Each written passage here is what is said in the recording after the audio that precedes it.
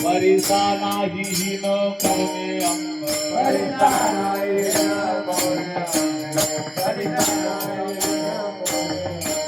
दीपा नाही पाठी पोटी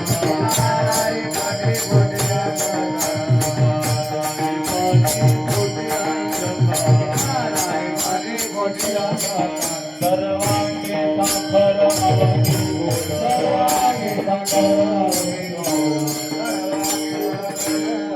तुका म्हणे तैसा सज्जना तुका म्हणे तैसा सज्जना पाहता अवगुण मिळे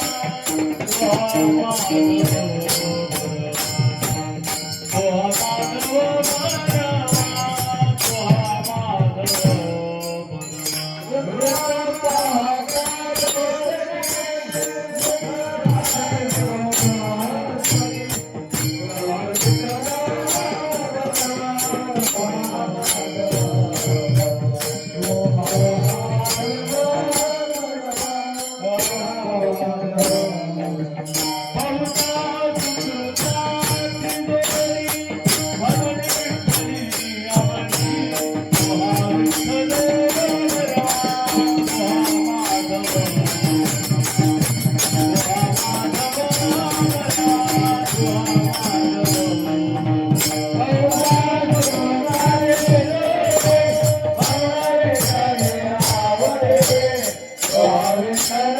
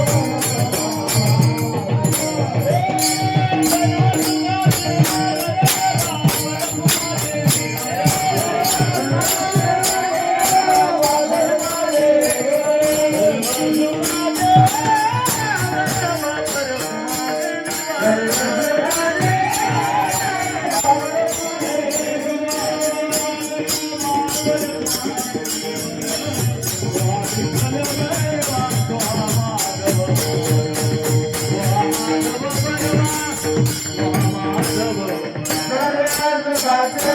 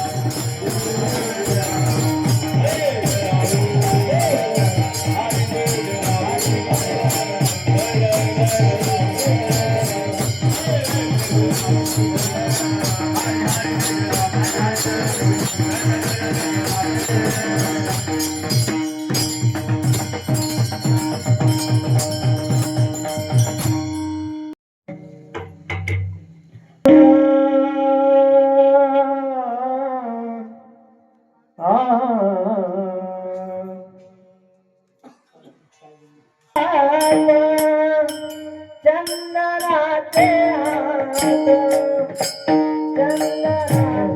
हात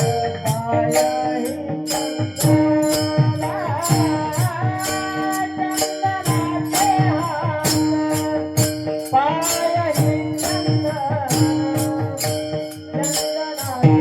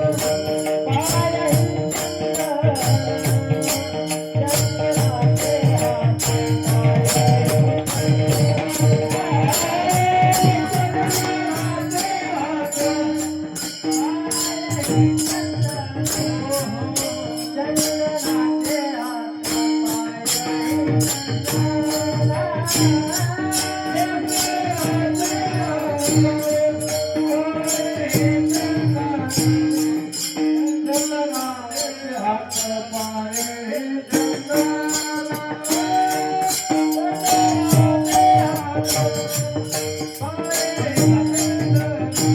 चंदनाचे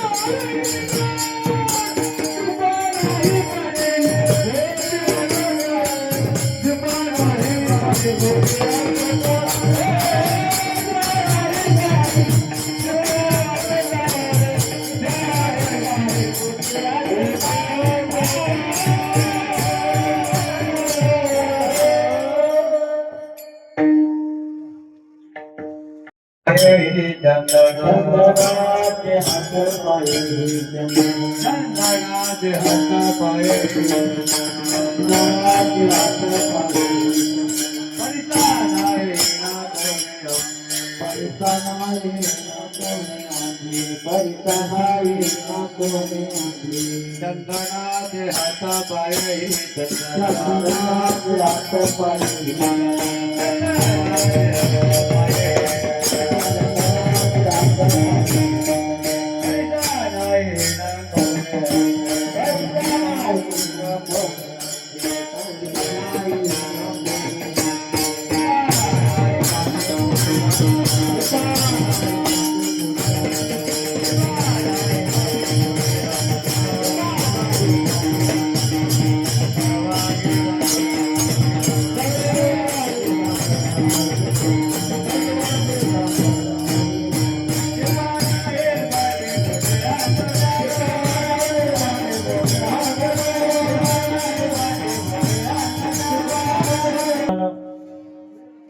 चंदनाचे हात पायही चंदन परिसा नाही हीन कोणी अंग दीपा नाही पाठी पोठी अंधकार दीपा नाही पाठी पोटी अंधकार सर्वांगी साखर अवघी गोड तुका म्हणे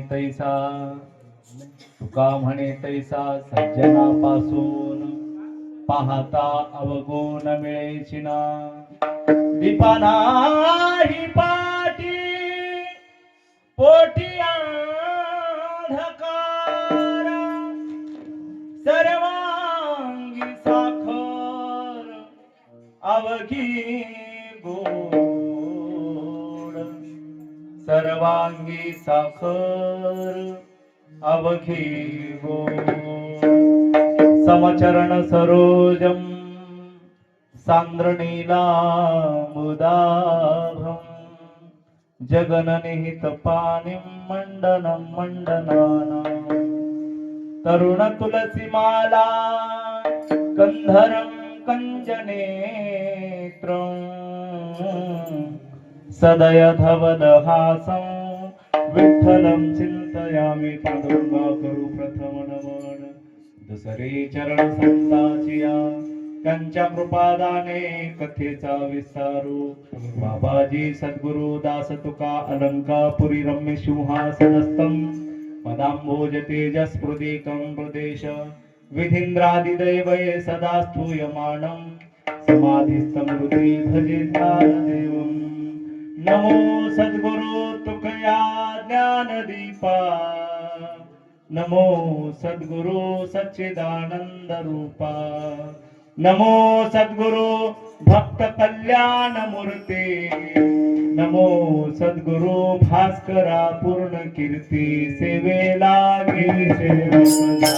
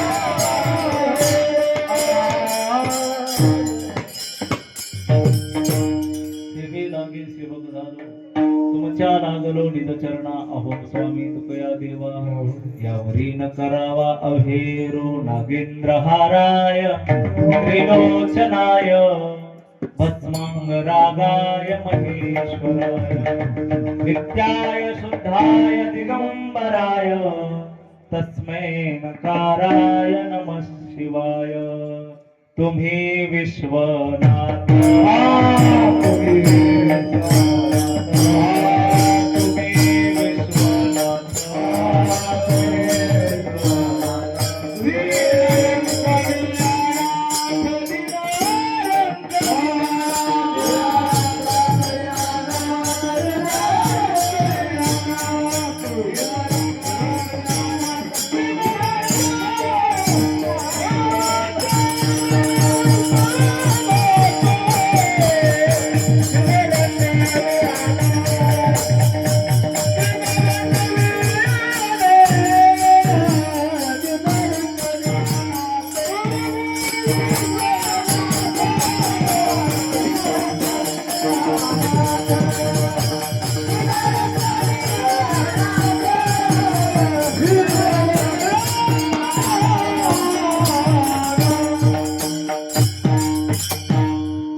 तुम्ही विश्वनाथ दीन रंक मी अनाथ कृपा कराल ते थोडे पाया पडिलो मराळी.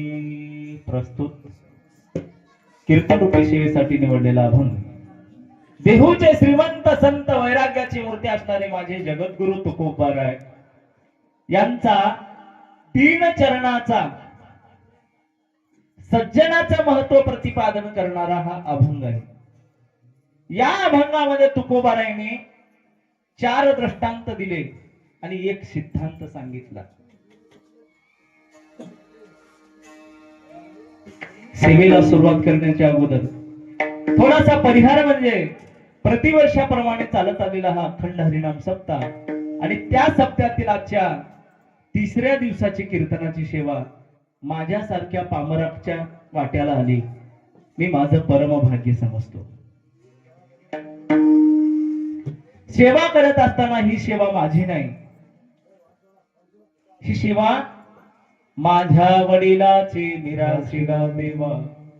तुझे चरण सेवा साधावया उपवास पारणे राखीला दारवंटा केला भोगवटा आम्हाला गे. ही सेवा करत असताना ही सेवा माझी नाही तर माझ्या सद्गुरूची आहे आणि त्या सेवेसाठी घेतलेला अभंग तुकोबारायचा आहे. या अभंगामध्ये तुकोबाराय सज्जनाचं लक्षण सांगतात. तर अगोदर सज्जनाचा जर विचार करायचा झाला तर दुर्जन पाहिलं पाहिजे. म्हणजे ज्या अर्थी सज्जन आहेत त्या अर्थी दुर्जन असलेच पाहिजे. एखादा माणूस जर चांगला आपण म्हणतो तर चांगला माणूस म्हणत असताना या जगामध्ये एखादा माणूस वंगळाही आहे. जसं एका नाण्याला एका शिक्क्याला 2 बाजू असतात तसंच आहे बरं का. चांगलं म्हणल्यानंतर वाईट आलंच, सज्जन म्हणल्यानंतर दुर्जन आलाच. तुकोबाराय सज्जनाचं महत्व सांगतात. तुम्ही विचार करा, प्रभू रामचंद्र जेव्हा या पृथ्वीवर आले अवतार घेऊन, प्रभू रामचंद्र सज्जन, पण त्यांचा छळ करण्यासाठी काही राक्षसी ते जन्माला आले रावणासारखे दुर्जन. त्या काळातच झालं असं नाही. द्वापार युगामध्ये भगवान श्रीकृष्ण जन्माला आले अवतार घेऊन.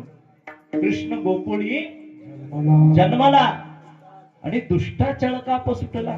त्यावेळेस दुष्ट होते, दुर्जन होतेच. कंसासारखे, चाणुरासारखे, मुष्टिकासारखे हे दुर्जन आहेत. एवढंच नाही, ज्या वेळेला ज्ञानोबाराय या पृथ्वीवर अवतार घेऊन आले, ज्ञानोबाराय अवतार कोणाचा आहे?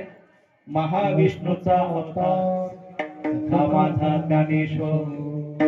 ज्ञानोबाराय या पृथ्वीवर अवतार घेऊन आले त्यावेळेस काय दुर्जन कमी होते का? ज्ञानोबाराय सज्जनाच्या यादीमध्ये मोडत असतील तर त्यावेळेस दुर्जन होते विसोबा खिचरासारखे, रामेश्वर शास्त्री सारखे दुर्जनही होते. एवढंच नाही, तुकोबारा ज्या काळामध्ये जन्माला आले अवतार घेऊन, त्यावेळेस काय दुर्जन कमी होते का? त्यावेळेसही मंबाजी बुवा सारखे, रामेश्वर शास्त्री सारखे त्यावेळेसही दुर्जन होते. ज्यांनी इंद्रायणीमध्ये गाथा बुडवला ते काय सज्जन होते काय? त्यावेळेसही दुर्जन होते. मग दुर्जन दुर्जन म्हणता, तर दुर्जनाचं लक्षण काय? दुष्ट माणसाचं लक्षण सांगत असताना दुर्जन म्हणायचं कोणाला? दुर्जन म्हणत असताना, दुर्जनाचं लक्षण सांगत असताना महाराज सांगतात ढेकणाच्या जातीचा म्हणजे दुर्जन. ढेकण माहित आहे तुम्हाला? आता कमी झाले, पण आता सगळे माझ्या पुढे 50च्या पुढेच बसलेले आहेत म्हणून त्यांना माहिती आहे म्हणून सांगितलं. ढेकण काय करत होता?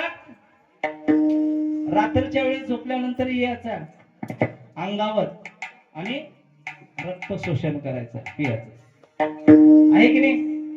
तसं काही या पृथ्वीवर दुर्जन माणसं आहेत, गरीबाचं रक्त शोषण करतात. त्यांना कुणाच्या जातीचे म्हणायचं? हा, ढेकणाच्या जातीचे, म्हणजे भावकीचे म्हणा की.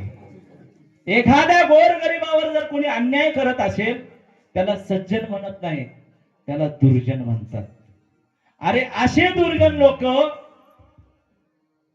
ढेकणाच्या जातीचे मोठमोठे हिरे संपवले महाराज. हिऱ्यासारखे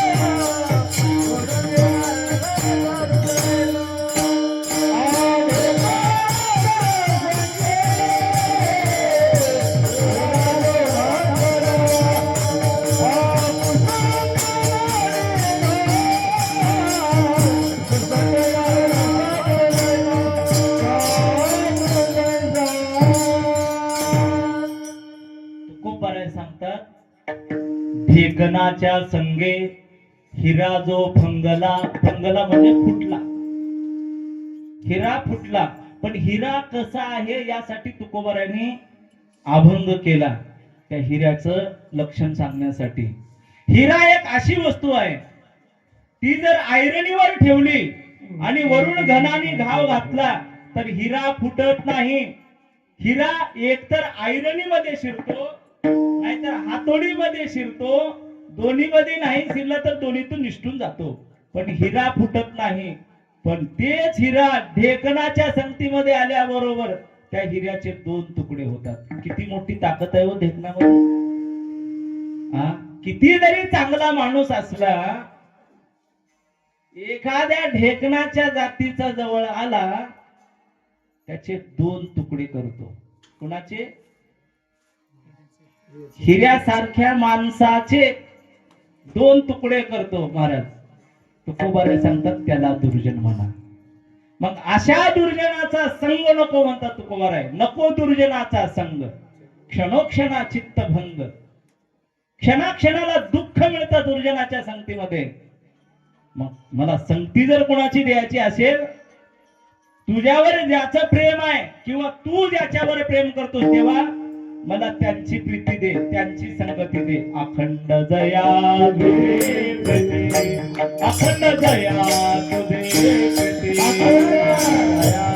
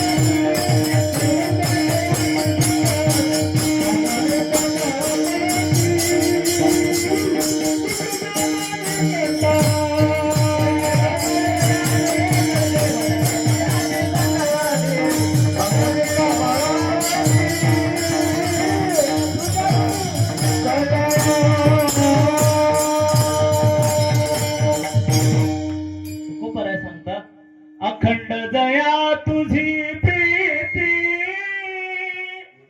मदने तयाची संगती, मगनी कमळापती, तुझ बाळ नामे कंटाळा, पडोनी राहीन तैठावे, उगाची संताची पायी. तुकोबाराय सांगतात, मला संगत द्यायची असेल तर सज्जनाची दे. आपण आतापर्यंत दुर्जनाचा विचार केला. दुर्जनाची संगती काही कामाची नाही, पण सज्जनाची संगती मला दे. सज्जनाची संगती दे म्हणजे सज्जनाची संगती दे म्हणतात तुकोबाराच्या अर्थी. त्या अर्थी सज्जन असतात कसे? सज्जन म्हणजे कोण? सज्जन सांगत असताना सज्जन म्हणजे साधू, सज्जन म्हणजे संत, सज्जन म्हणजे जगाचं हित करण्यासाठी आलेले देवाचंच स्वरूप सज्जन म्हणजे. आणि त्या सज्जनाचे लक्षण सांगण्यासाठी तुकोबाराय या अभंगामध्ये 4 दृष्टांत देतात. सज्जनाचं लक्षण सांगण्यासाठी, म्हणजे साधूचं लक्षण सांगण्यासाठी, संताचं लक्षण सांगण्यासाठी 4 दृष्टांत दिले. त्यामध्ये तुकोबारायला काही लोक विचारू लागले, महाराज सज्जन म्हणायचं कोणाला? सज्जन असतात कसे? आम्हाला एखादी वस्तू दाखवा आणि सांगा यासारखे सज्जन असतात. तेव्हा तुकोबाराय सांगू लागले या अभंगाचं पहिलं चरण. ननाचे हात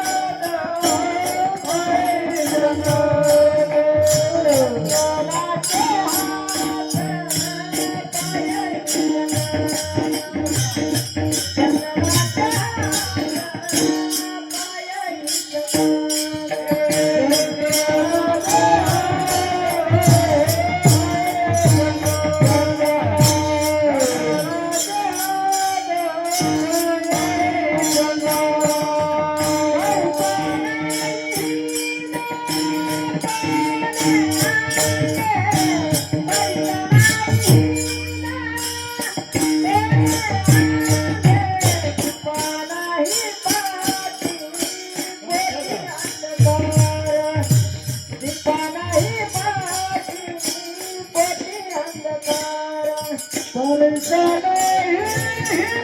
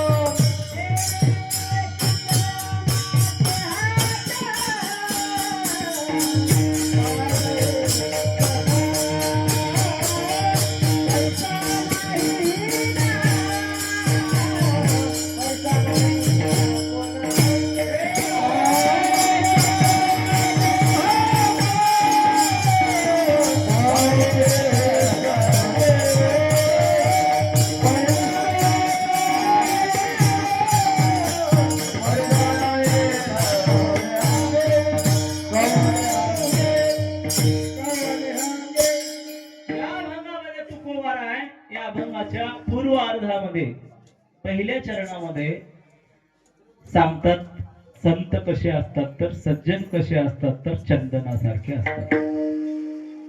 चंदनाचं दृष्टांत देतात तुकोबाराय. ज्या अर्थी चंदन आहे आणि चंदनासारखे संत असतात, चंदनासारखे सज्जन असतात. तुकोबाराय सांगतात चंदनासारखे संत असतात. तर असं काय आहे चंदनामध्ये, असा कोणता गुण आहे चंदनामध्ये जे साधूमध्ये दिसतो, जे संतांमध्ये दिसतो, जे सज्जनामध्ये दिसतो. तर बघा चंदनामध्ये कोणते गुण आहे.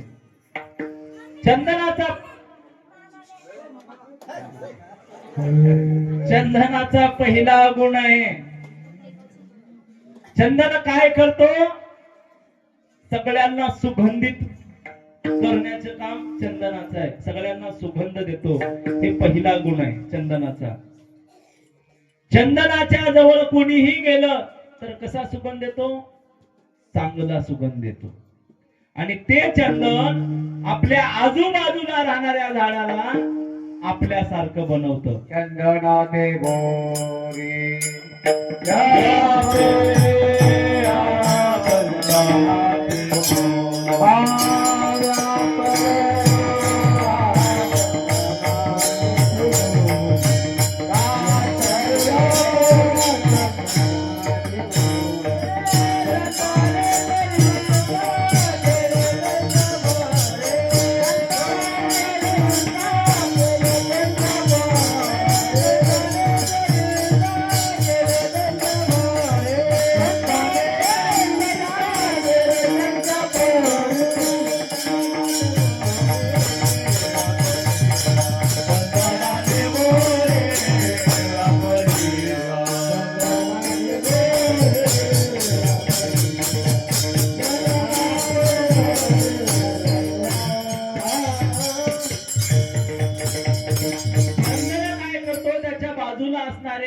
हेकडी, टाकळी, बोरी, बाबळी, लिंब, जांब हे कोणताही झाड असेल त्याला सुगंध देतो आपला आणि आपल्यासारखं करतो. जे चंदनाची किंमत आहे ते झाड जरी नेऊन बाजारात विकले त्याची किंमतही चंदनाच्या बरोबरीने विकली जाते. का तर चंदन त्यांना आपला हे गुण देतो. आणि ह्याच उदाहरण देत असताना सज्जनामध्ये हे गुण आहेत का.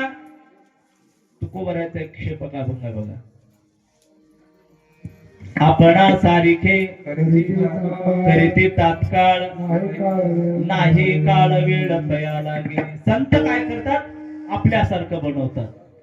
जसं चंदन आपल्यासारखं बनवतो झाडाला, तसं संत ही आपल्यासारखं बनवतात, सज्जनही आपल्यासारखं बनवतात. हे एक गुण साम्यतेचा आहे. दुसरा गुण सांगत असताना चंदनाचा दुसरा गुण असा आहे, चंदन तापलेल्या तेलाला, कितीही तापलेलं तेल असेल, उकळतं तेल, कढईमध्ये तेल तापवलं आणि त्या तापलेल्या तेलामध्ये एखादी आपूट नारळ टाकावा आणि नारळ टाकल्यावर नारळ फुटून बाहेर यावं, एवढं गरम झालेलं तेल. तेवढ्या गरम झालेल्या तेलामध्ये चंदनाचं एक थेंब पडल्याबरोबर तेवढं तापलेलं तेल शांत म्हणजे थंड करण्याची ताकद चंदनामध्ये आहे. बूंद एक क्षण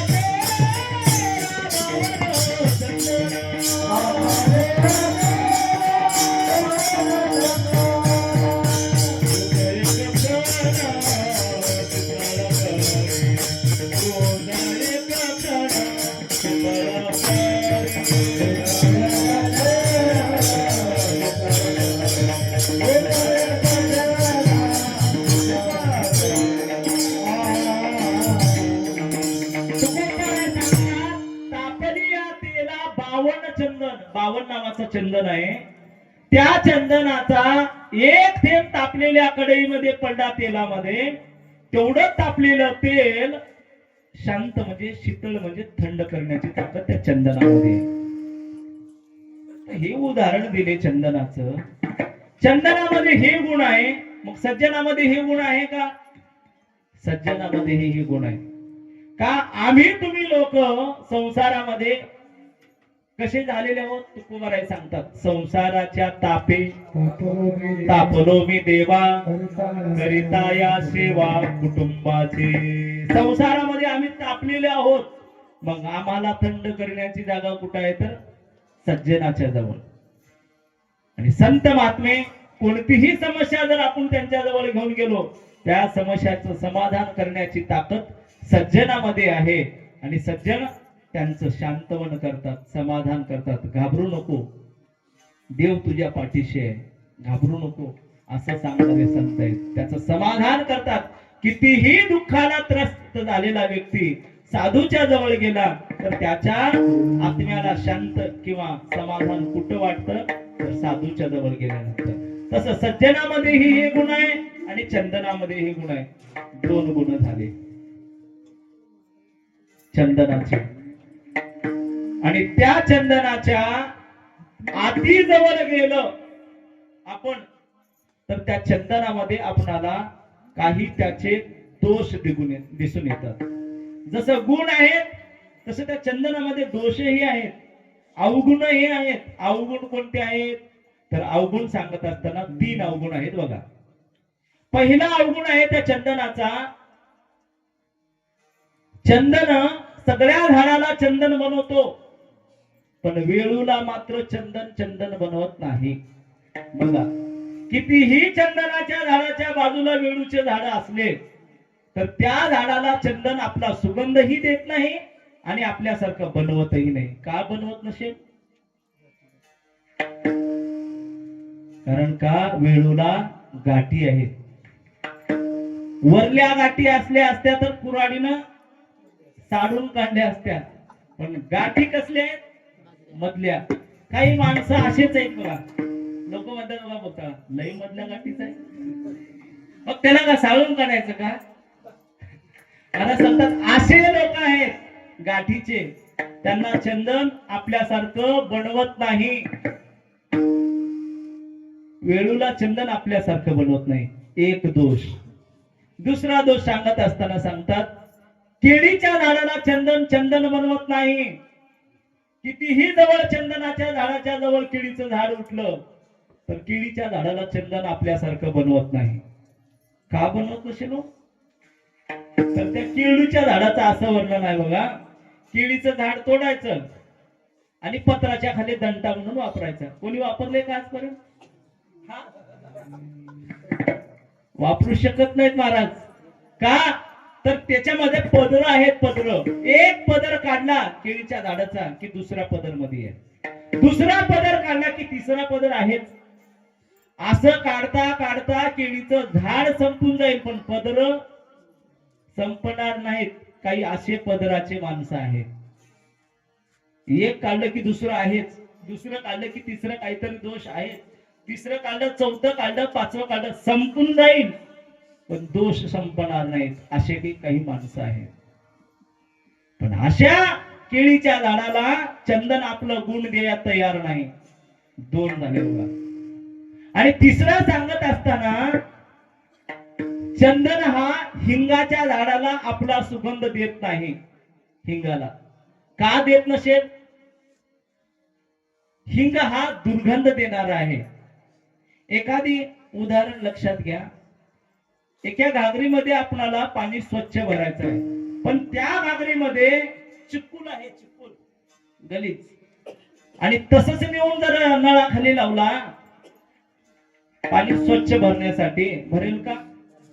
मग पाणी स्वच्छ भरण्यासाठी काय करावं लागतंय? त्याला मध्ये हात घालून धुवावं लागते, मधली घाण पहिले बाहेर काढावं लागते, नंतर रिकामी घागर करून लावावी लागते. मग शुद्ध पाणी, चांगलं पाणी मध्ये जात. तसंच आहे. चंदन म्हणतो मी सुगंध द्यायला तयार आहे तुला, पण तुझ्या मधला दुर्गंध पहिले बाजूला काढ. त्यानं म्हणला मी माझ्यामधला दुर्गंध काढू शकत नाही. चंदन म्हणला मग मी तुला सुगंध देऊ शकत नाही. चंदन हा हिंगाच्या झाडालाही आपल्यासारखं बनवत नाही, हे अवगुण चंदनामध्ये आहे. जरी गुण चंदनाचे सज्जनाचे असले, कारण का तुकोबराने एका ठिकाणी म्हणतात तुका म्हणे गुण चंदनाचे अंगी, गुण म्हणलेला आहे, अवगुण नाही बरं का. तुका म्हणे गुण चंदनाचे अंगी, तैसे तुम्ही जगी संत जन किंवा सज्जन. सज्जनाचे गुण आणि चंदनाचे गुण सारखे आहेत. हे झालं तुम्हाला कळलं. तर सज्जन म्हणजे कळालं बघा. एक माणूस आला, महाराज मग चंदन म्हणजेच आपण सज्जन म्हणायचं का? तुकोबाराय सांगतात तसं नाही. सज्जन म्हणजे चंदन नाही, काही गुण त्याच्यातले त्याच्यामध्ये दिसतात म्हणून त्याची उपमा दिली. फक्त आपण ओळख सांगत असताना म्हणतो का, एखादा माणूस जर मुलगी बघायला गेला आणि घरी आल्यानंतर बाया विचारतो बा कुणावणी आहे? त्या फलाने पोरीवणी आहे मुलगी. पण तिच्यावणी आहे म्हणजे का तीच आहे का? नाही, फक्त तिच्यासारखी दिसते म्हणून. तसंच आहे चंदनामध्ये जे गुण आहेत ना, त्या गुणाकडे पाहून तुकोबाराय सांगतात चंदनामध्ये सज्जन आहे. आणि दुसरा दृष्टांत देत असताना सांगतात अभंगाच्या पहिल्या चरणाच्या उत्तरार्धात सांगतात परिसा नाही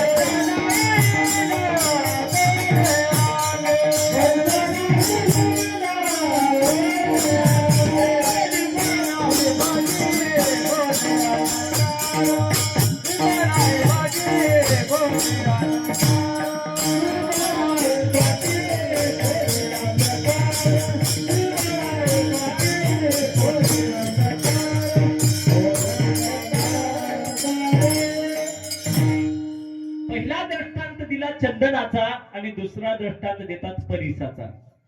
परीस कोणाला माहितीये? परीस कोण बघितलंय? महाराज परीस, चिंतामणी, कल्पतरू, कल्पवृक्ष हे फक्त ऐकण्यासाठी आहे बर का. हे जर एका माणसाच्या जर हातात लागलं, हे एकही वस्तू, त्या माणसाला जगात कोणीही पराजय करू शकत नाही. कारण का, चिंतामणी म्हणजे जे मनात चिंता केली ती पुढे येऊन उभारते आणि त्याच्या चिंतेचं समाधान करते, त्याचं नाव आहे चिंतामणी. ज्ञानोबाराय ज्ञानेश्वरी मध्ये सांगतात का चिंतामणी हलिया हाती सदा विजयव्रती मनोरथी तैसा मी पूर्ण काम निवृत्ती ज्ञानदेव म्हणे. एखाद्या माणसाच्या हातात चिंतामणी आली त्याचा पराजय कधी होत नाही. हे झालं चिंतामणी. एखाद्या माणसाला कल्पवृक्ष मिळाला म्हणजे झाड कल्पवृक्ष, आणि त्या झाडाचं महत्व असं आहे, त्या झाडाच्या खाली बसून कसलीही कल्पना केली, कोणतीही कल्पना केली, ती कल्पना पुरवण्याचं काम ते कल्पवृक्ष करतो. एक वाटसरू प्रवास करत असताना, उन्हाळ्याचे दिवस आहेत, प्रवास करत करत थकला, दुपारचे 12 वाजले होते, ऊन कडक झालेलं होतं, आणि एक झाड बघितला आणि त्या झाडाच्या आश्रयाला जाऊन थांबला. थांबल्यानंतर त्याच्या मनात उभं सहज विचार आलं, लई ऊन लागत आहे, जरा थंड पाणी भेटलं असतं तर बरं झालं. तेवढ्यामध्ये त्याच्या नजरेला एक माठ, त्याच्यामध्ये थंडगार पाणी दिसलं आणि ते पाणी पिलं. पाणी पिल्यावर आणि त्याच्या मनात विचार आलं, इथं जर मला भूक लागली आहे, थोडं खायला भेटलं असतं तर चांगलं झालं असतं. पंचपक्वानाची ताट आली समोर, मस्त जेवण केलं. जेवण केल्याबरोबर त्याला डोळे झाकू लागले. आता कीर्तनात झापलेले दोघा लोकांचे.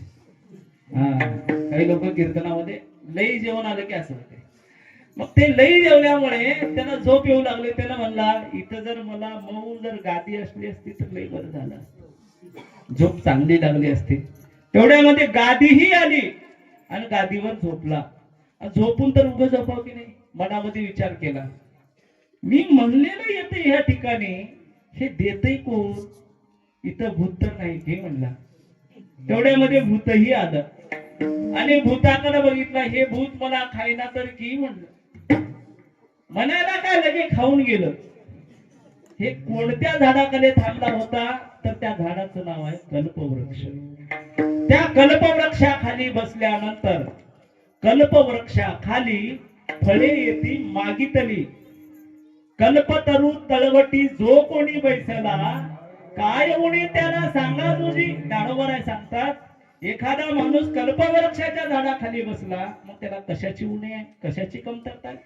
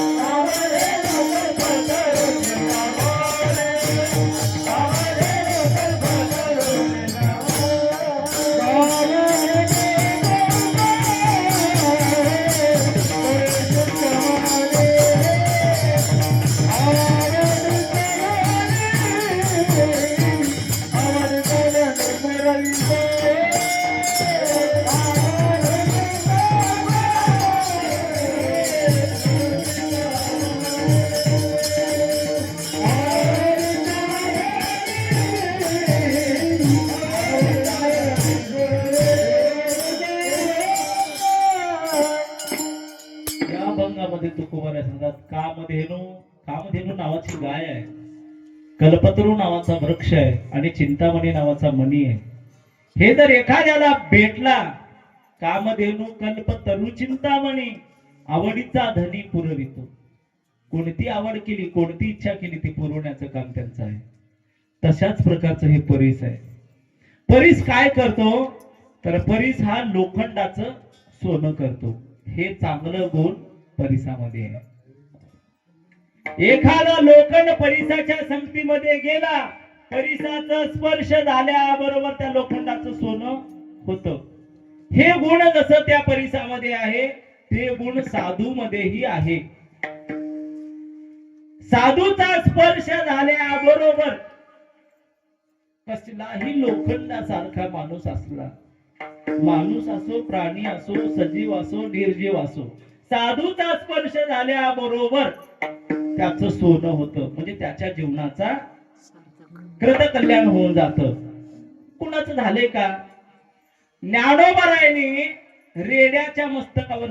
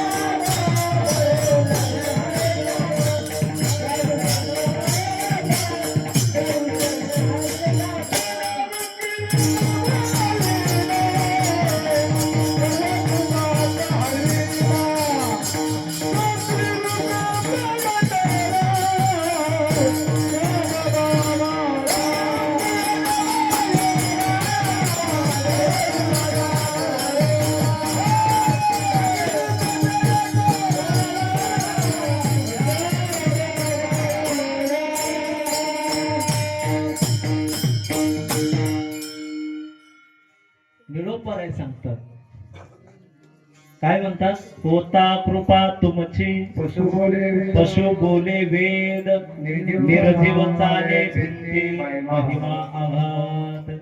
तुम्ही त्या रेड्याच्या मस्तकावर स्पर्श केल्याबरोबर रेड्यासारखा रेडा त्याला वाचा फुटली आणि ऋग्वेद नावाचा जे आपले 4 वेद आहेत त्या 4 वेदातला ऋग्वेद नावाचा वेद बोलू लागला. हे कशाचं सामर्थ्य आहे? ज्ञानोबारांच्या स्पर्शाचं. आणि त्या रेड्याच्या जीवनाचं सोनं झालं. आज त्या रेड्याचं मंदिर आहे. रेडा म्हणजे कळतो की नाही? म्हशीचं पोरग. हे सगळं कळण्यासाठी निळोबाराय सांगतात.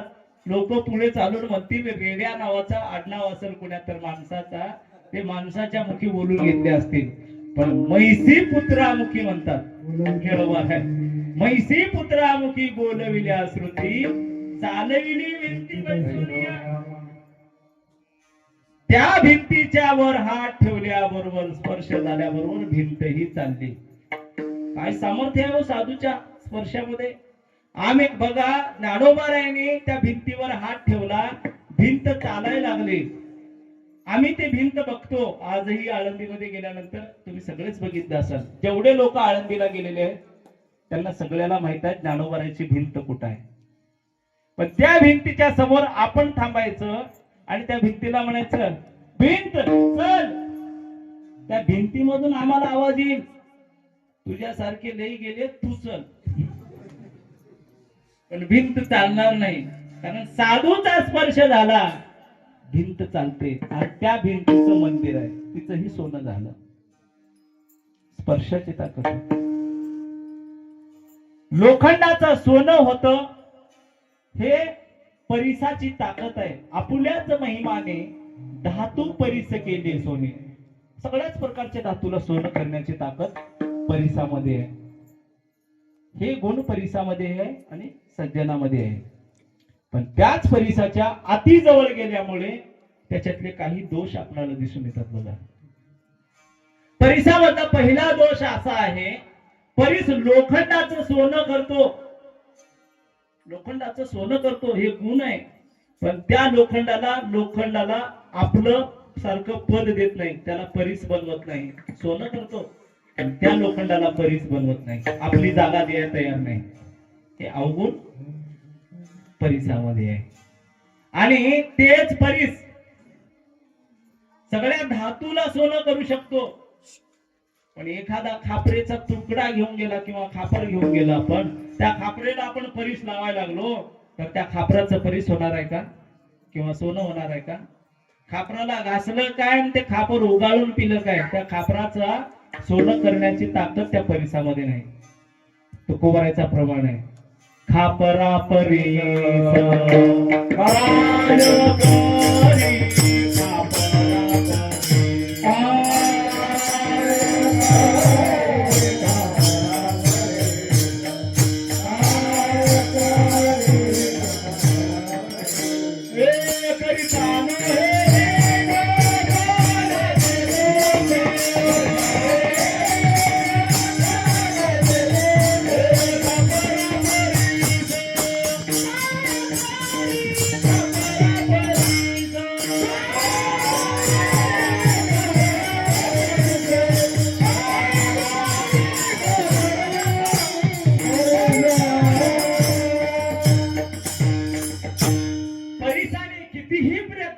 खापराला स्पर्श करण्याचा, त्या खापराचं सोनही होत नाही आणि परिसही होत नाही.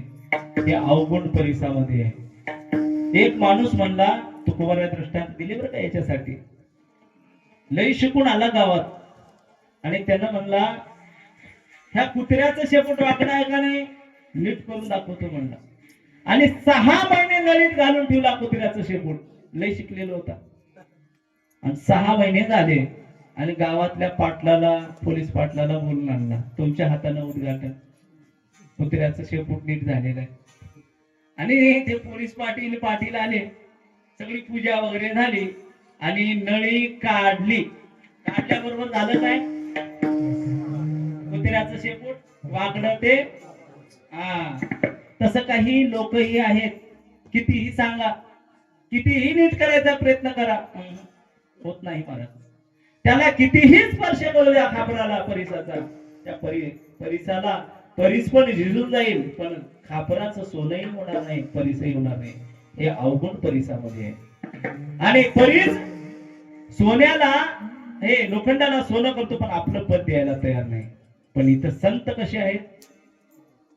संत एखादा वाकडा माणूस आला जवळ, त्या वाकड्याचा वाकडेपणा घालवतात. एक दृष्टांत ऐकलो मी काल परवा नवीन. एक साधू प्रवास करत असताना नदीमध्ये नावेमध्ये बसून प्रवास करत होता, आणि सगळे सगळे लहान लहान म्हणजे 25-26 वर्षाची मुलं सोबत होते. साधूच तेवढा म्हातारा होता, आणि साधूचं लक्षण असं होतं, अंगावर भगवे कपडे धारण केलेला, टकलू आणि चंडकी ठेवलेला साधू त्याच नावेमध्ये बसला होता.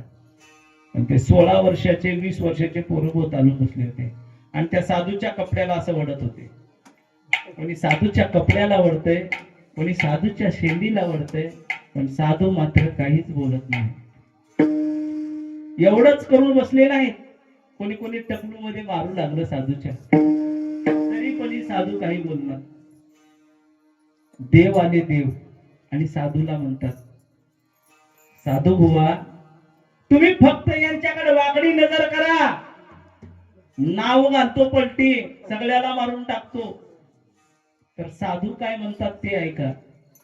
साधू काय म्हणतात देवाला, देवा नाव पलटी घालू नको, पलटीत जर घालायचं आहे ना, यांची बुद्धी पलटू घाल, यांच्या बुद्धीमधला वाकडेपणा पलटी घाल, पण यांना मारू नको.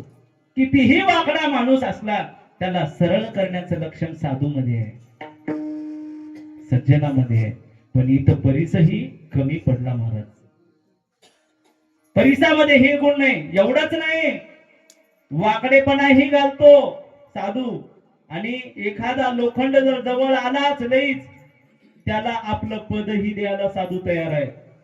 बघा एकनाथ महाराजांचं चरित्र. दादा आपली कीर्तनाची वेळ जवळ आलेली आहे, ऐका, अर्धा तास राहिला आपल्याकडे. एकनाथ महाराजांच्या घरामध्ये, कारण एकनाथ महाराज सर्व संतांमध्ये श्रीमंत संत म्हणजे एकनाथ महाराज, आणि त्या एकनाथ महाराजांच्या घरी पुरणाची पोळी रोज खायला मिळावी म्हणून एक दलित समाजात जन्माला आलेला मुलगा आपल्या आईकडे आपली इच्छा प्रगट करू लागला, आई मला पोळी दे, आई मला पोळी दे. पण त्या काळात पोळी मिळत नव्हती. त्याची आई म्हणू लागली, बाळा आम्ही गरीब समाजात जन्माला आलो, आमच्या घरी पोळी मिळणं शक्य नाही, पण तुझा हट्ट आहे, आता काय करावं. बाळ हात, स्त्री हट्ट आणि राज हट्ट हे कुणाला चुकत नाही, ते करावंच लागतं, भरपाई करावीच लागते. तसं त्या मुलाला म्हणू लागले, मिळत नाही, पण एक गोष्ट, आमच्याच गावामध्ये एक संत राहतात एकनाथ महाराज, त्यांच्या घरी आम्ही असं ऐकले, रोज पांडुरंगाला नैवेद्य दाखवण्यासाठी पुरणपोळीचा नैवेद्य होतो, चल तुला तिथे घेऊन जाते. आणि त्याची आई आणि तो मुलगा सोबत आला, आणि एकनाथ महाराजांच्या पुढे हात जोडून थांबली त्याची आई, आणि म्हणू लागली, नाथ महाराज आम्ही असं ऐकलंय तुमच्या घरी पुरणपोळीचा रोज नैवेद्य देवाला होतो, पण माझही मुलगा आहे ना, रोज पुरणपोळी मागतो, आम्ही गरीब आहोत, याला कुठली द्यावं. एकनाथ महाराजांनी, एवढंच का, आमच्या इथं नैवेद्य पुरणपोळीचा होतो, नैवेद्य दाखवल्यावर याला ही पुरणपोळी देऊ रोजच्या रोज. तेवढ्यामध्ये ते पोरग शांत बसावं की नाही. त्याला म्हणला, महाराज तुम्ही मला इथं ठेवून घ्यावा म्हणाला, पण मी हे सतरंजा आतर, हे माईकला, हे झाडून का असलं काय बी करणार होता. एकनाथ महाराज म्हणले, काही करू नको, फक्त जेवायचं, बोला पुंडलिक म्हटलं की येऊन बसायचं, आणि जेवण झालं की इथं झोपून राहायचं कुठेही माझ्या घरच्या आजूबाजूला. कितीतरी दिवस निघून गेले.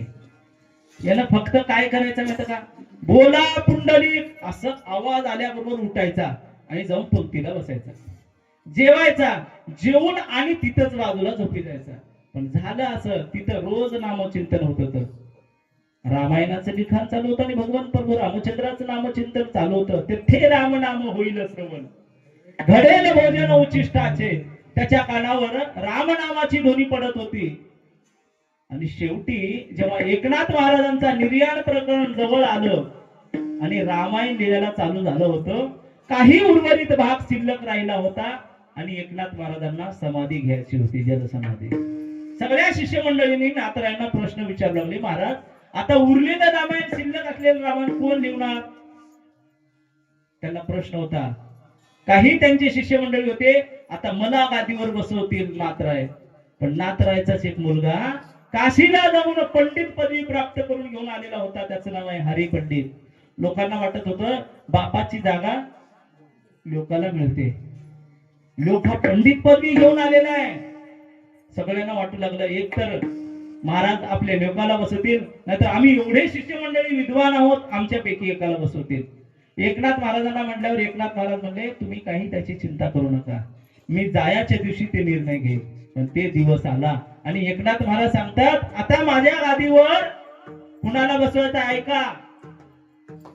आणि एकनाथ महाराजांनी आवाज दिला, गावबा कुठं आहे बघा.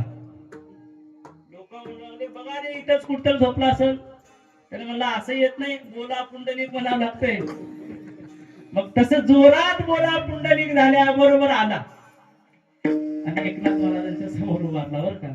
आणि महाराजांनी सांगितलं, गावबा आता तुला माझ्या जागेवर बसायचं आहे, आपलं पद द्यायला तयार आहे साधू, हे सांगतो मी तुम्हाला.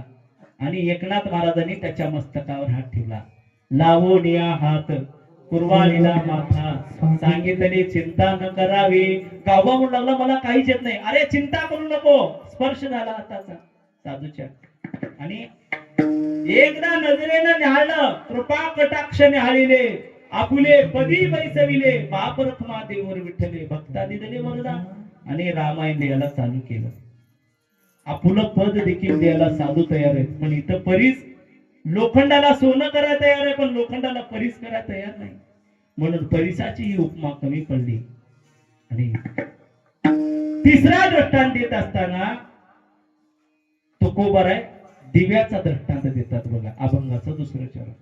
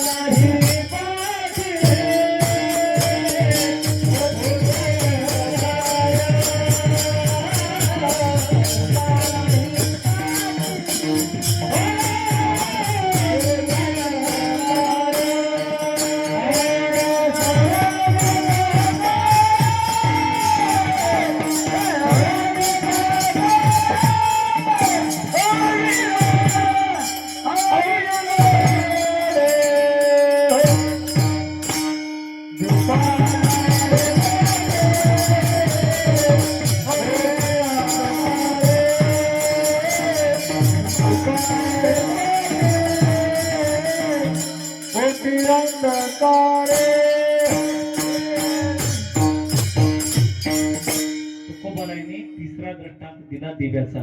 त्याच्या अगोदर आपण मधलं भजन घेऊ.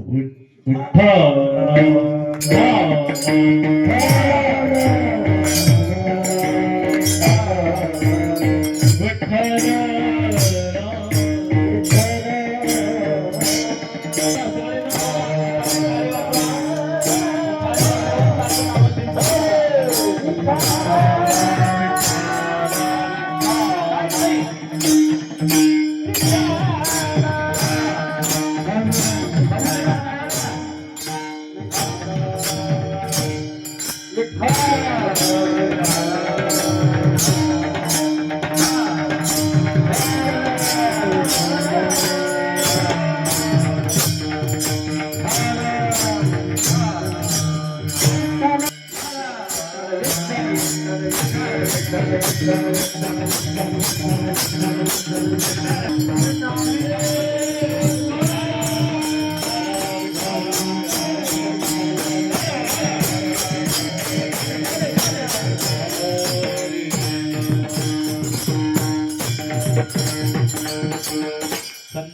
हात पायही चंदन, परिसा नाही ही नको अंग, दीपा नाही पाठी पोटी अंधकार, सर्वांगी साखर अवघी गोड विठोबार जय जय गोपाळ.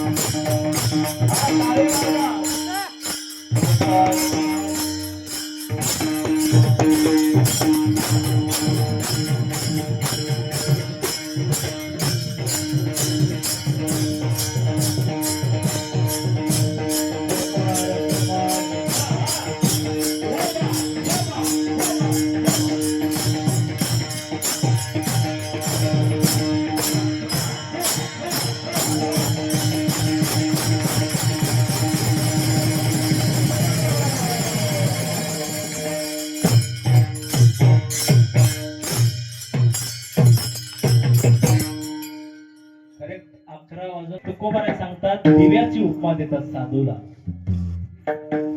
दिव्याची का उपमा देतात हो? दिव्यामध्ये असा कोणता गुण आहे जे साधूमध्ये आहे, सज्जनामध्ये आहे, संतांमध्ये आहे? तर दिव्याचं पहिलं गुण सांगतो मी तुम्हाला. दिवा हा प्रकाश देतो, सगळ्याला उजेड दाखवतो, रस्ता दाखवतो. अंधार पडला, अगोदर पहिले लाईटची सुविधा नव्हती, मग कंदील होते. कंदील, ते कंदील रात्रीच्या टाइमला काय करत होतं? वाट दाखवत होत. एक माणूस कंदील घेऊन पुढे चालायचा आणि त्याच्या प्रकाशाने सगळे मागे मागे चालायचे. पहिलेचा काळ वाट दाखवण्याचं काम कंदील करत होता, दिवा करत होता. मग संत ही वाट दाखवतात का? संत करू नको, पाप आहे, इकडे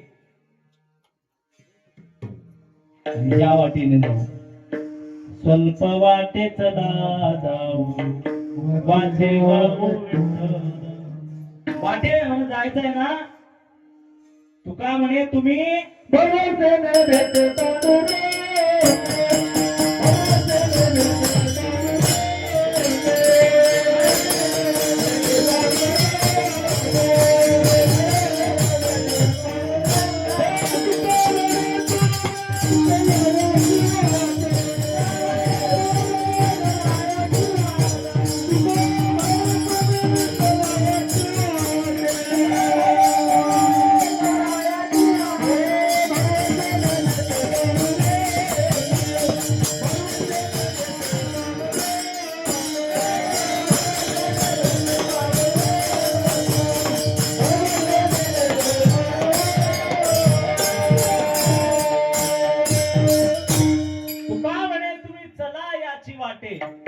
भरवसेने भेटे पांडुरंग.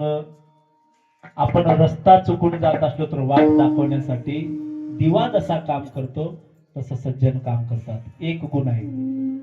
दिव्याचा दुसरा गुण सांगितला. दिवा हा एखाद्या माणसाची अंधारात वस्तू जर हरपली तर ती मिळून देत असताना दिवा मदत करतो की नाही?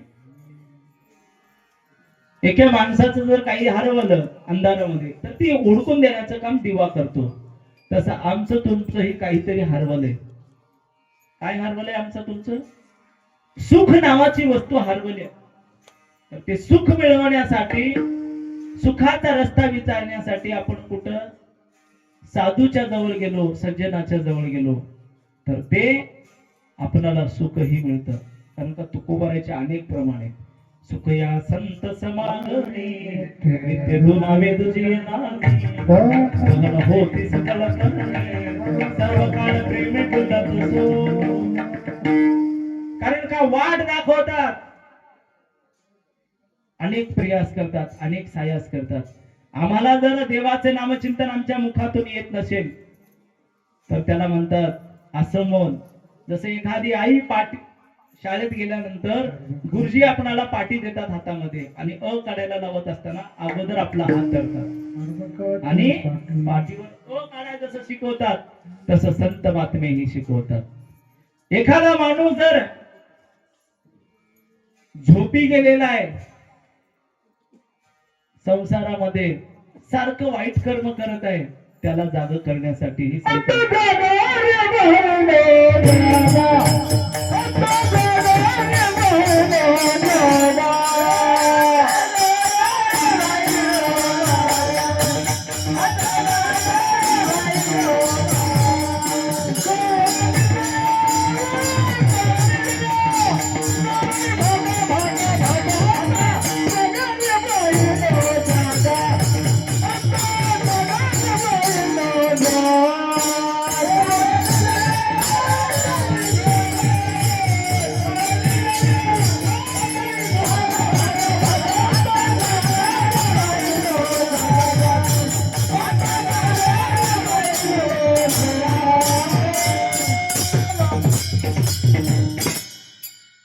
संत महात्मे आपणाला जाग करतात.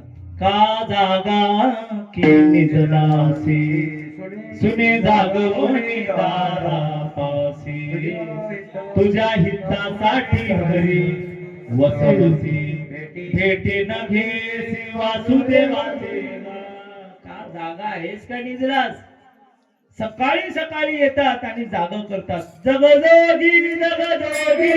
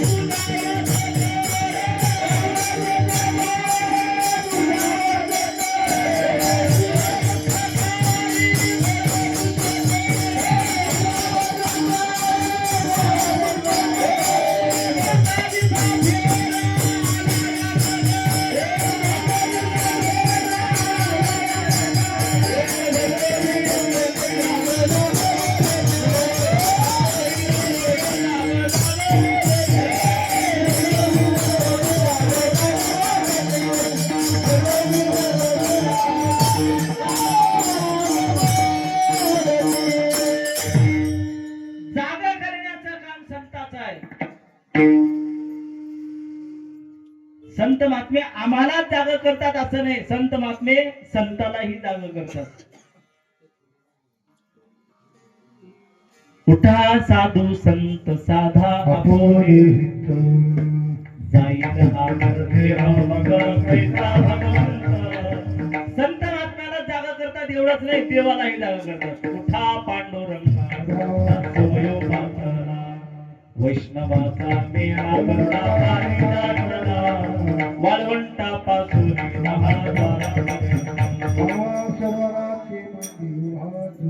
आणि देवा जाग व्हा. तुमच्या भेटीसाठी कोण कोण आलेले? रमादिगनाथ देव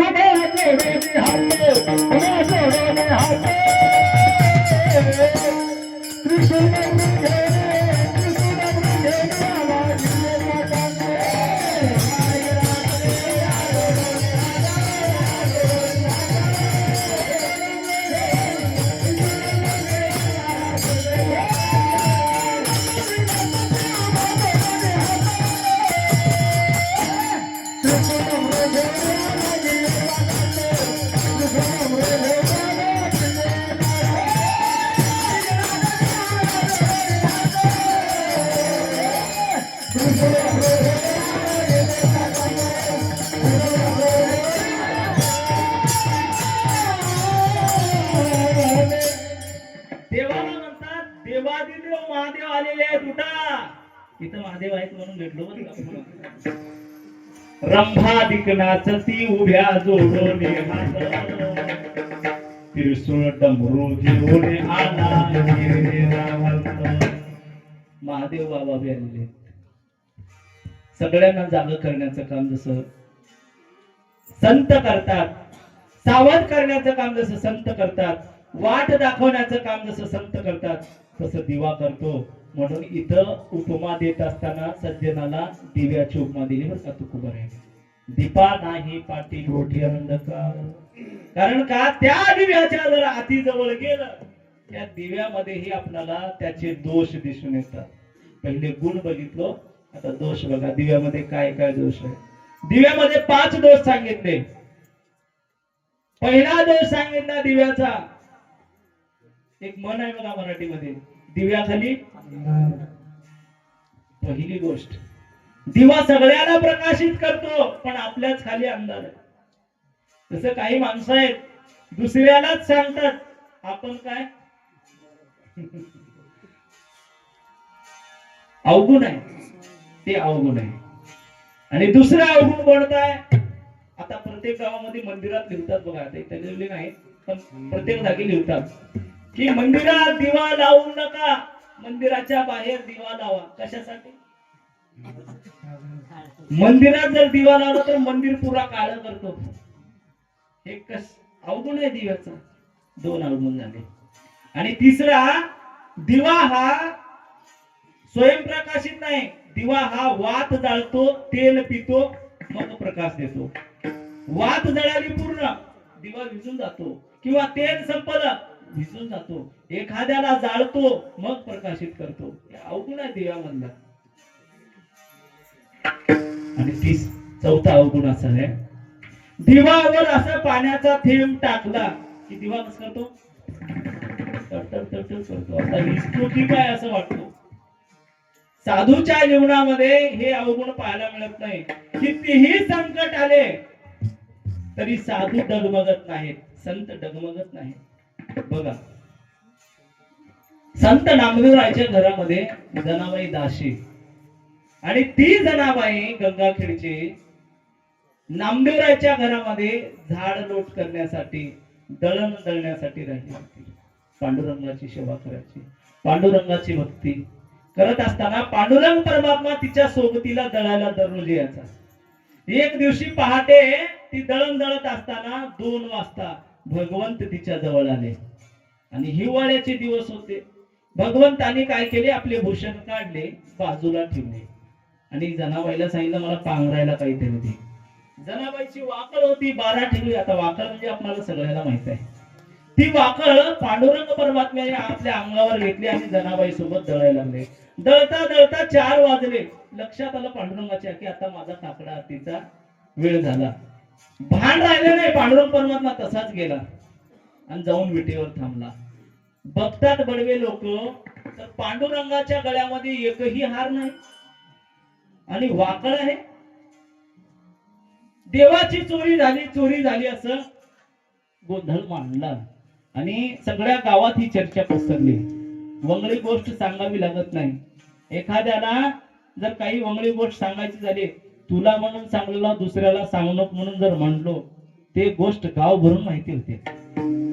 ही असंच आहे. जनाबाईनं चोरी केली, ही वाकळ कुणाची आहे, त्यानं चोरी केला असेल असा निश्चय मांडला. आणि एक वारकरी म्हणला, ही वाकळ तर जनाबाईची आहे. मग सांगितले जनाबाई चोरी केली.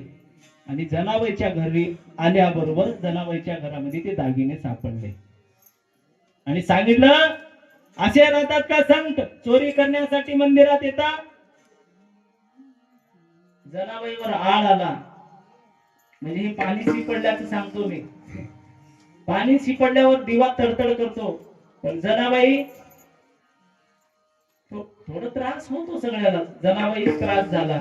जनाबाई काय म्हणू लागली माहिती का, विठ्ठलाला शिवाय देऊ लागली, दुसऱ्याला नाही.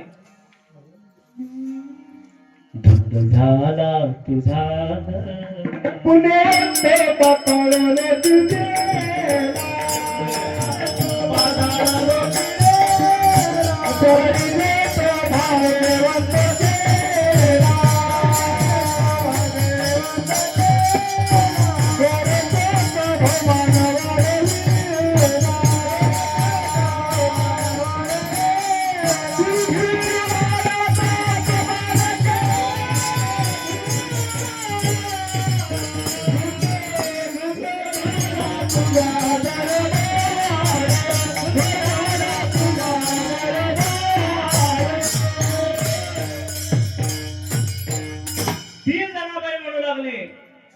पुण्यवंत पाताळ लोकिनेला.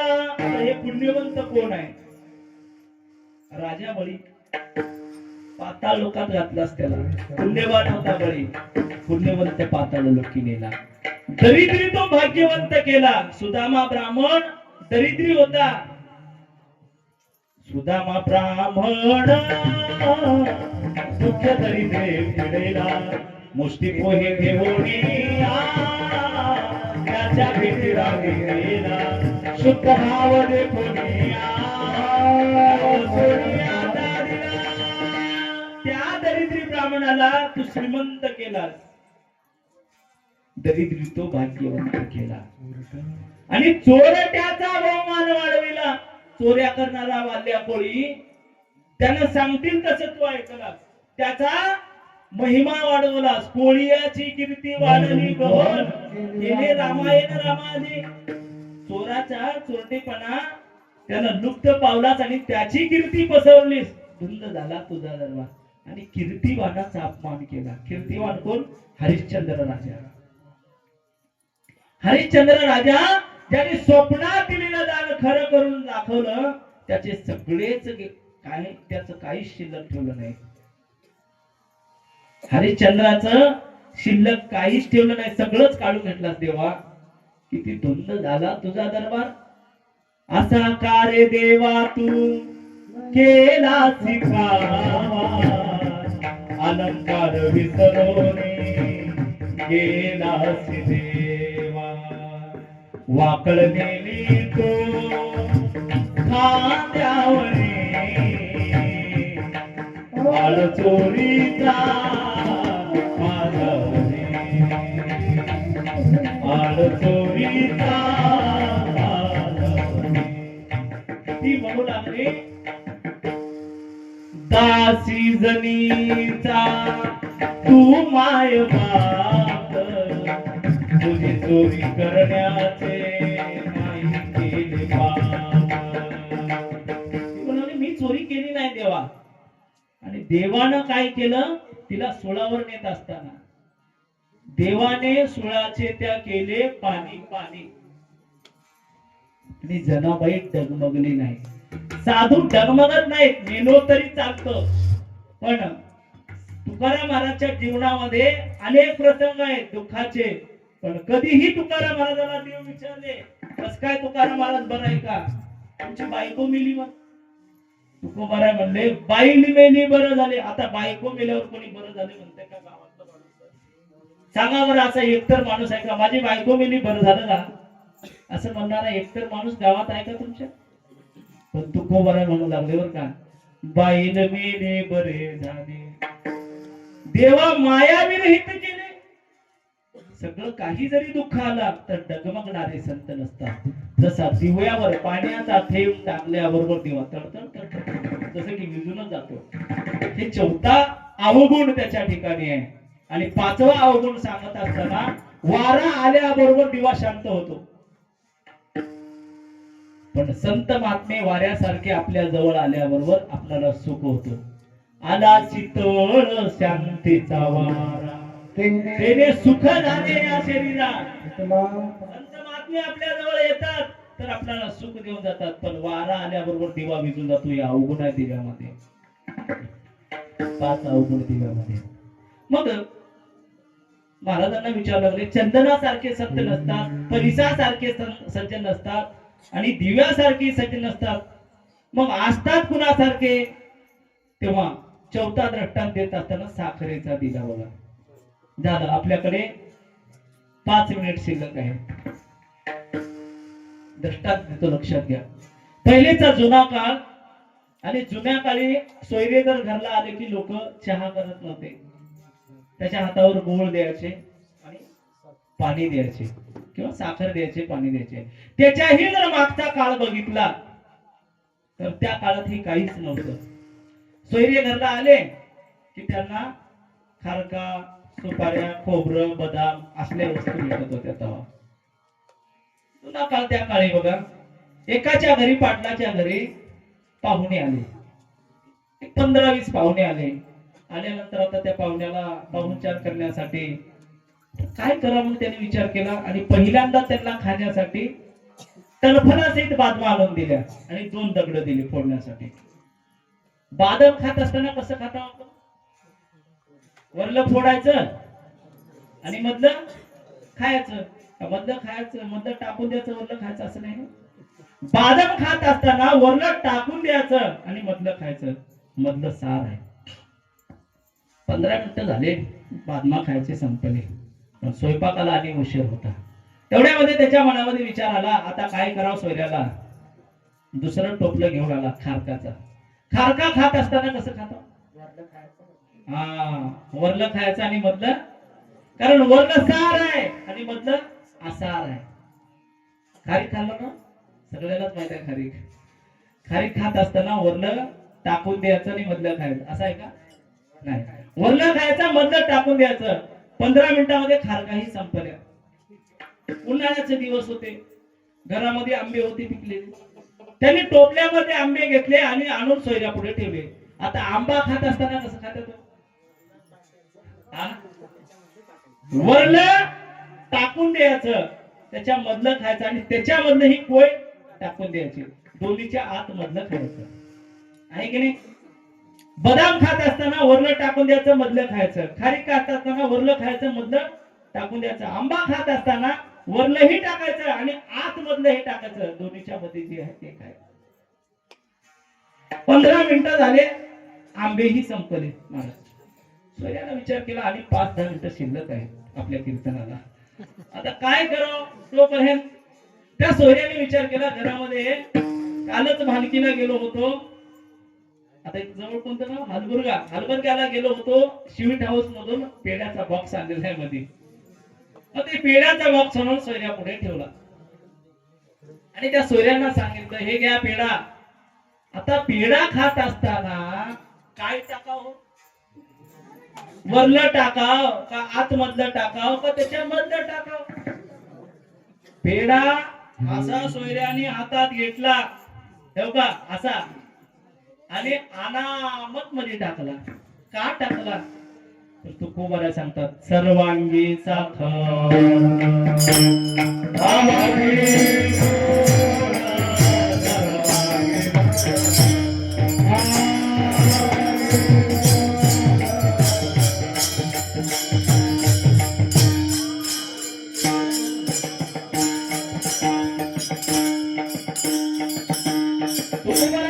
दीपा नाही पाठी पोटी अंधकार, सर्वांगी साखर अवघे गोड. कोणत्याही अंगाने जर साखर खाल्ला तर साखर कशी लागणार आहे?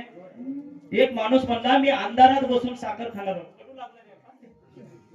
साखर गोडच लागणार. एकानं म्हणला, मी पावसात थांबून खातो म्हणला, तरीही गोडच. एकानं म्हणला, या साखरेला मी खडी साखरेला बंडा म्हणून खाणार म्हणला. बंडा कळते? धोंडा, दगड, दगड म्हणून खाणारा म्हणला. मग दगड म्हणून खाणार तरी काय गोडच लागणार आहे की नाही? तुकाराम महाराज म्हणतात, साखरेशी म्हणतात धोंडा, धोंडा तरी का तोंडा न रुचे? तुझ्या तोंडाला का गोड लागणार आहे का? साखरेला तू कडू म्हणून जरी खाल्ला तरी साखर ही कशी आहे? सर्व अंगाने गोड आहे. तुकोबारा सांगतात, मग साखरेचं उदाहरण देतात, सर्व अंगाने गोड आहे म्हणतात. मग सज्जनही सर्व अंगाने गोड आहेत का?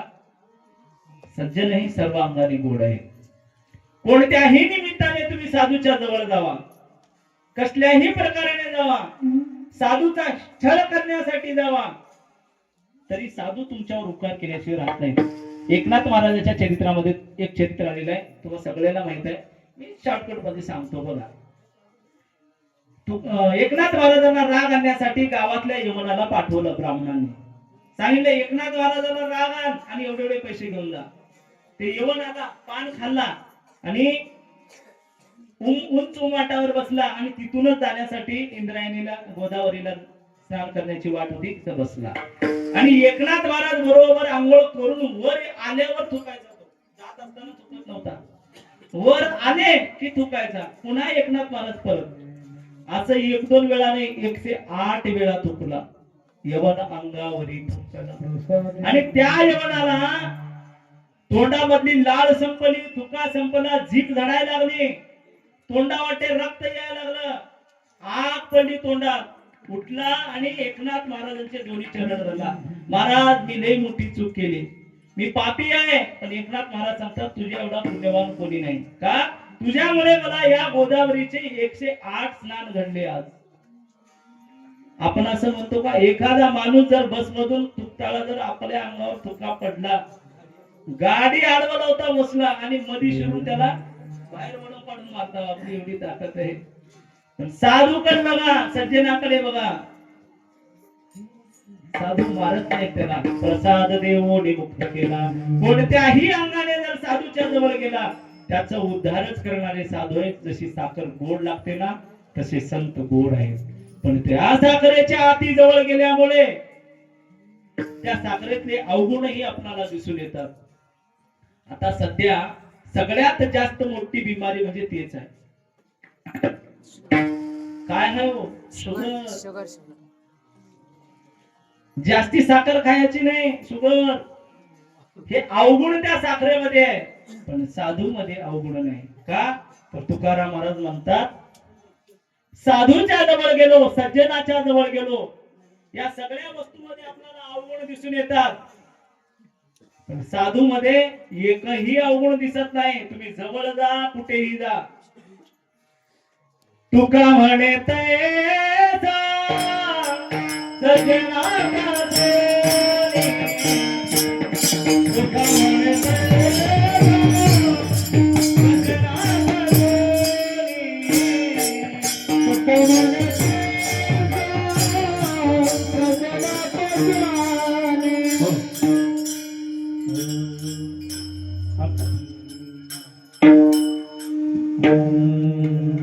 तुका म्हणे तैसा सजना तुका म्हणे तैसा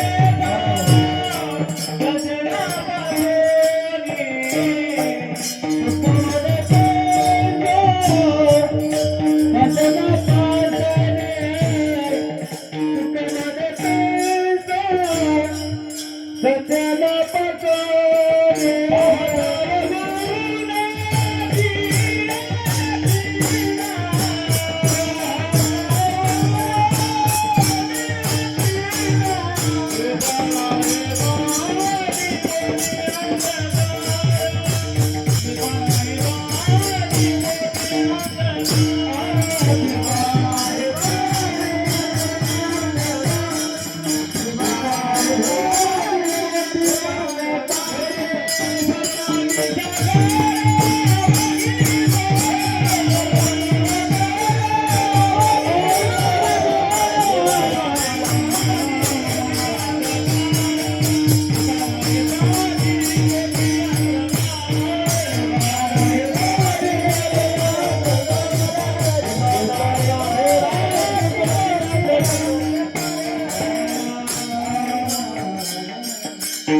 साधूच्या जवळ जर आपण गेलो, तुका म्हणे तैसा सज्जनापासून पाहता अवगुण मिळेचे ना, असे संत असतात, असे साधू असतात.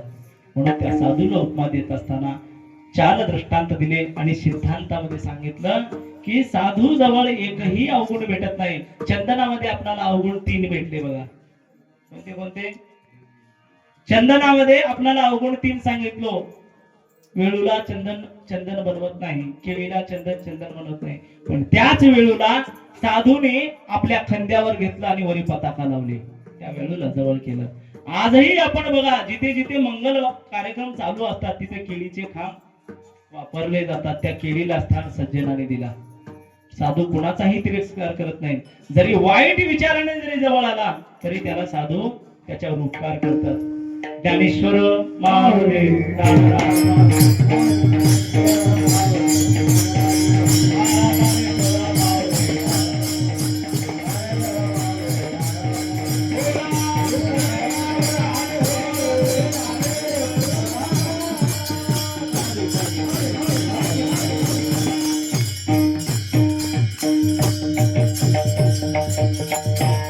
झालं कीर्तन, सगळे जागे व्हा. एकदा आपण महादेवाचं भजन करायचं आहे. सगळ्याने वर हात करा, ज्याला हात आहेत त्यांनी. हात नाही घेत त्यांनी करू नका. नामदेवराव म्हणू लागले, वर हात करा आणि भगवंताच्या नावाने टाळी वाजवा. असं म्हणत असताना गोरोबा काका कीर्तनामध्ये होते आणि दोन्ही हात नव्हते गोरोबा काकाला, हाताला पट्ट्या गुंडाळलेल्या. गोरोबा काकानी थोडे हात वर केले आणि हातावर हात मारायला लागले. त्याच्याच बाजूला एक शेठ होता, कोट लिहून आलेला होता. त्यानं दोन्ही कोटामध्ये असे हात घातलेले होते खिशामध्ये. झालं असं, त्याचे गेले आणि यांना आले हात. तसं माझ्या कीर्तनात काय होणार नाही, पण एक सांगितलं मी तुम्हाला. सगळ्यांनी ताली वाजवा आणि भजन करा. ओम नमः शिवाय, ओम नमः शिवाय, हर हर भोले नमः शिवाय.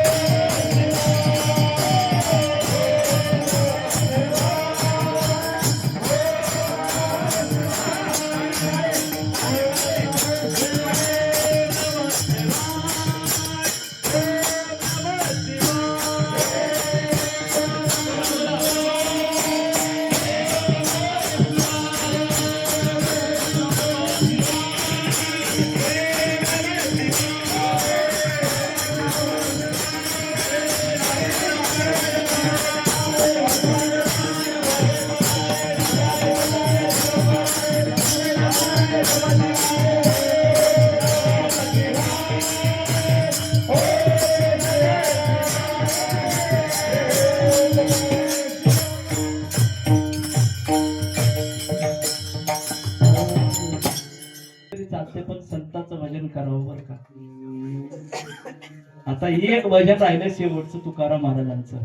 ज्याचं भजन स्वतः देव करतो, हो, ज्याची पूजा स्वतः देव करतात. मी ऐकलं असेल, जेव्हा जगद्गुरु तुकोबारायचा प्रयाण काळाला, काल महाराजांनी सांगितलं, पण स्वतः देव आले आणि देव आल्यानंतर उभं बसले नाहीत.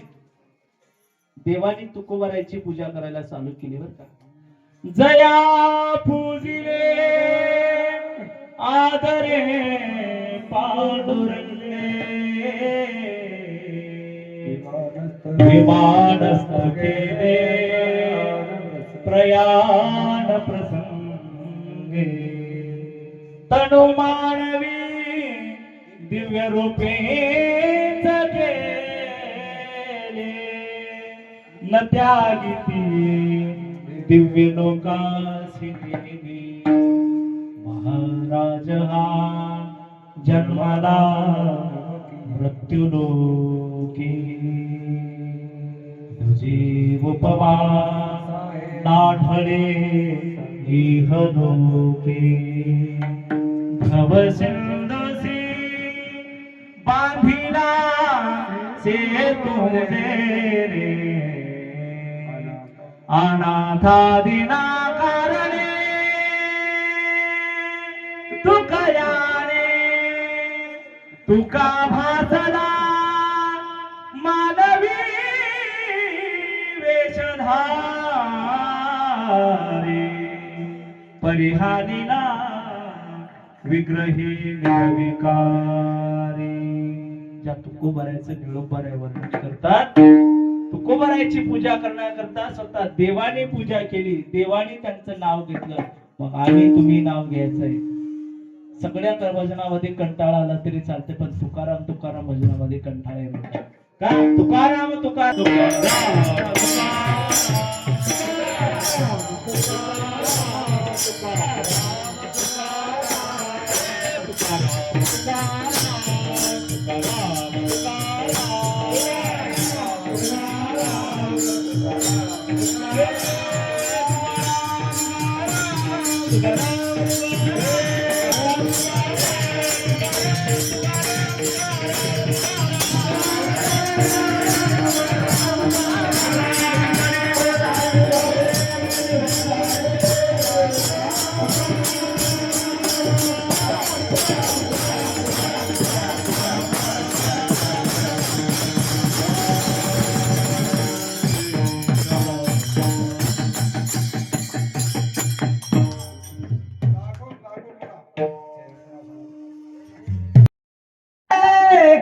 सज्जना पासोनी तुका म्हणते सज्जना पासोनी तुका म्हणते सज्जना पासोनी तुका म्हणते सज्जना पासोनी